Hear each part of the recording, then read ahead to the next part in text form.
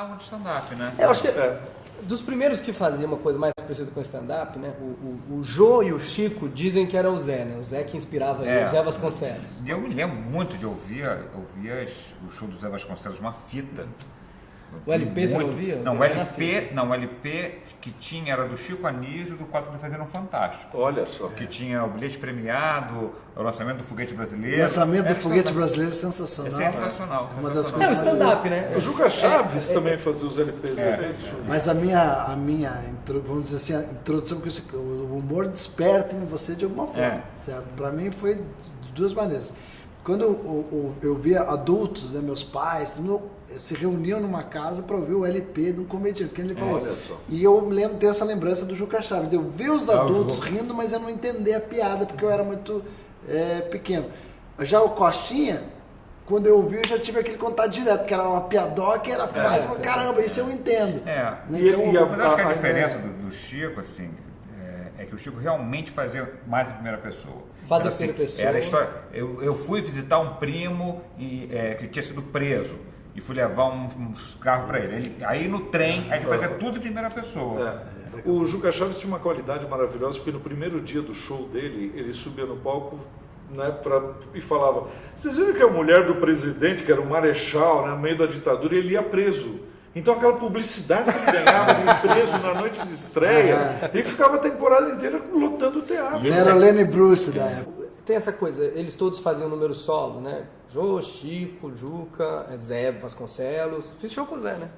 Eu sei, tem foto tua no Wikipedia. Agora, o Zé Vasconcelos com certeza foi o cara que começou tal, que era o One Show Man. One Man Show. Ele está falando isso por quê? Porque isso foi há muito tempo, né? E essas pessoas se mantiveram na mídia, ganharam seus programas na televisão, foram para a televisão e tal, e aí teve um pouco um certo hiato. Claro que teve vários comediantes que apareceram, interessantes, mas assim, nesse sentido dessa comédia mais de cabaré, vamos dizer assim.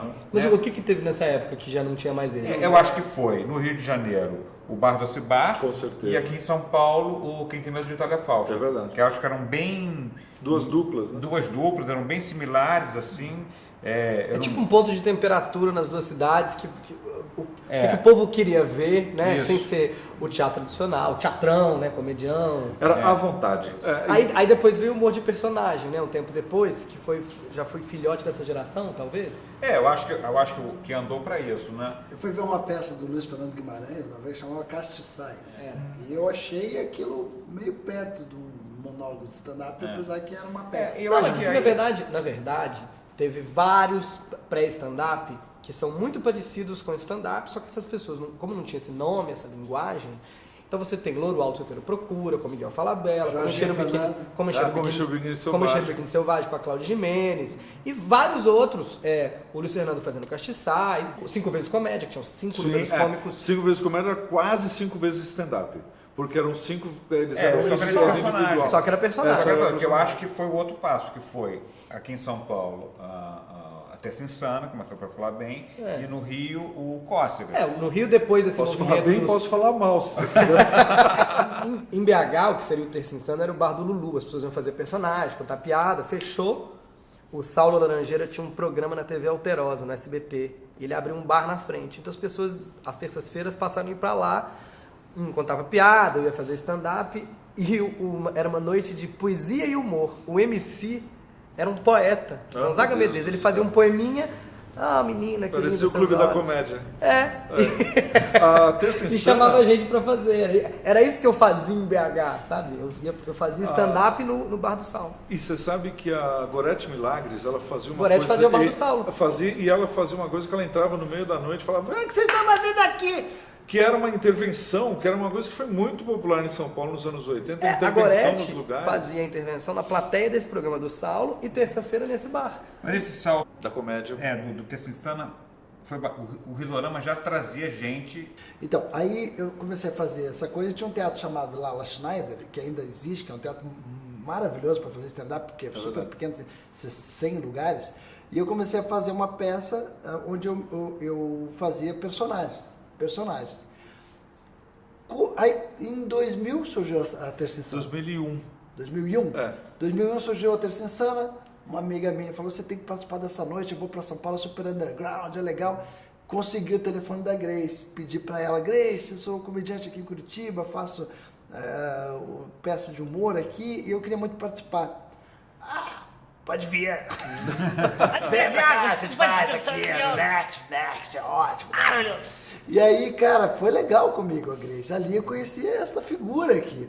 E eu aprendi muito a gente já com esses caras. A gente já se conhecia tecnicamente. Tecnicamente, da publicidade. Da publicidade. Eu fui gravar em Curitiba e o estúdio Vocês era três dele. fizeram muita publicidade. Eu tinha uma produtora de áudio. Cláudio era o casal Unibanco. Nessa época eu não era comediante, eu era muito mais produtor de áudio. Eu ia lá nas agências, bater, eu quero fazer um jingle. Mas já era uma simpatia de pessoa. E o Mansfield, algumas vezes, foi gravar, né? Exatamente. Lá no meu estúdio. Aliás, Você falou um mês, você com assovio junto, ficou muito... Saiu.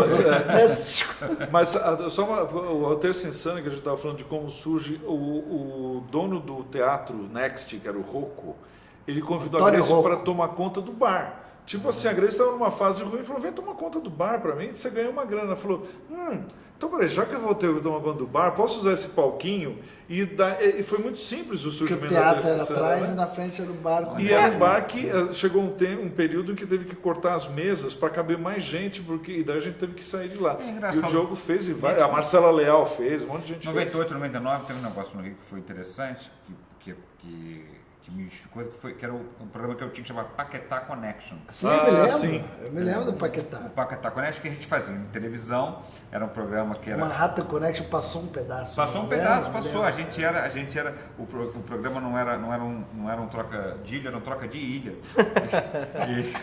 e a gente fazia... E aí a gente fazia na televisão e depois foi fazer em teatro. E não era stand-up, mas a gente, na verdade, debatia notícia e não tinha personagem.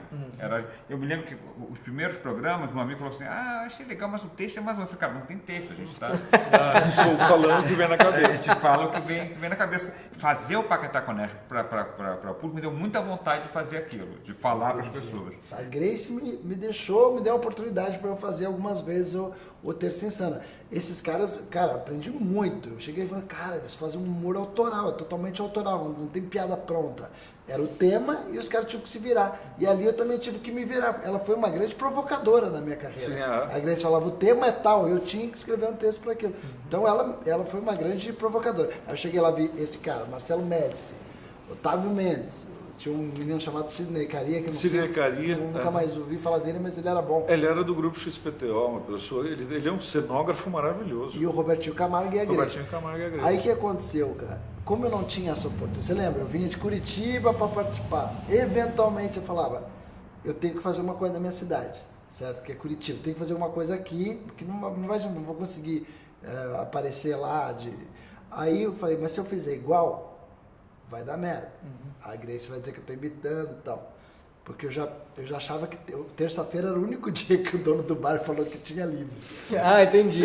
Você já teve que ficar com a terça. Mas é histórico, né? Todo mundo, as terças eram livres. Pra ele a terça era ruim, mas pra mim, como eu já sabia do sucesso da Terça Insana, eu pensava, caramba, a terça é bom. Ele não sabe, mas eu sei. Eu sei porque quando a gente foi fazer em BH, a gente fugiu da terça pra fazer segunda, só pra não parecer mas que era aí terça. que tá. Aí o que eu pensei, caramba, eu tenho que fazer uma coisa diferente. Aí veio a coisa do stand-up. Eu falei, já sei. Se eu abrir de cara limpa e fizer um número de stand-up, já não tá igual. Porque a Terça Insana era o Robertinho Camargo que sempre pediu um personagem do tema. Eu não tinha tempo. Quer dizer, foi uma maneira de eu começar a querer aprender a fazer. Mas eu ainda não você lembra Bruno que já fazia bem. O Risorama foi um fruto do Era Só o que Faltava. Começou a rolar um intercâmbio, eu chamava o Médici, foi pra lá. Essa galera que você conheceu, né? A galera que eu conheci começou a rolar um intercâmbio, eu tentava trazer pessoas, naquela época a gente não tinha... Estava formando um público, né? Dos primeiros que faziam uma coisa mais parecida com stand-up, o humor desperta em você de alguma forma. A maioria das pessoas falam só dos comediantes esquecem que a maior comediante do Brasil era uma mulher que era Dercy Gonçalves. Vindo da ditadura, não sei o que, coisa e tal. Então fazer humor irresponsável era meio que feio. é um ambiente que levou a cada um de nós, por algum motivo, começar a fazer stand-up. Por que cada um começou, Diogo? Seinfeld. Fiquei fã do Seinfeld, olhava ele, o cara consegue fazer um troço muito legal sem usar nada. aqui em São Paulo, a Terça Insana, começou para falar bem. Posso falar bem, posso falar mal, se você quiser.